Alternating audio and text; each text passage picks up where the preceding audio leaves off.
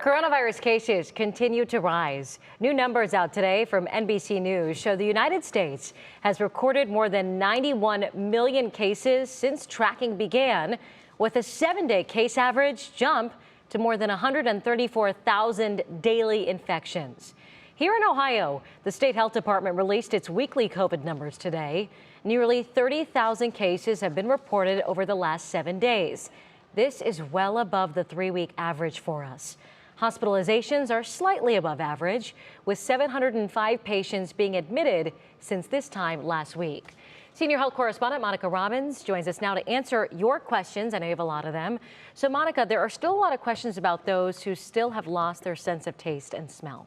Yeah, that's something that a lot of people think it happened with Delta and it happened with the original virus, but it is still happening, believe it or not. And new research from the British Medical Association shows 5% of people who had COVID have long-lasting loss of smell and taste. That's about 27 million people around the world.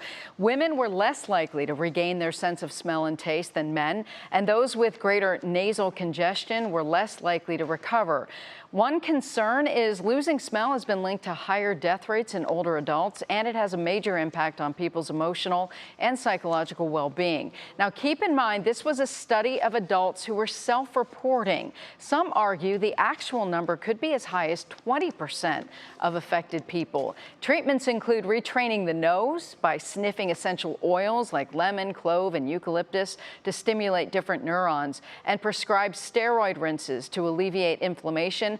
And some studies, Laura, are even showing that omega-3 fatty acids could be helpful. So if you are still experiencing a loss of smell and taste, you really need to talk to your doctor because you're definitely not alone.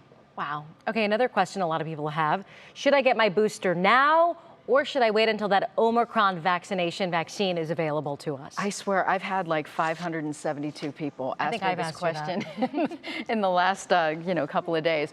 Okay, doctors keep telling me 3 words. Get it now. Everyone over age 5 can get at least 1 booster. Those over age 12 with compromised immune systems and anybody over age 50 is eligible for the 2nd. I know it seems a lot of people are thinking you don't need it right now, or you want to wait for the Omicron version in the fall. Well, you saw the numbers. We are seeing a rise in cases, so that extra protection is now crucial going into fall.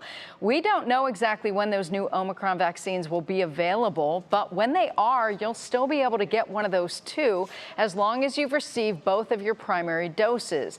The old vaccines still work very well at preventing severe disease and death, and at least early data from Moderna showed that its Omicron vaccine was only moderately better. So we're still waiting on a whole bunch of clinical trials on these vaccines, but you know what? The old ones still work. So if you're one of those people who are waiting, doctors are saying, you know what, just go for it, get it now, and that's the one thing that we can all do. I think a lot of people, especially with older people, they're very, very worried about, getting on the computer to make that appointment or getting access to the pharmacy. So if you know somebody like that, maybe it's time to help them out.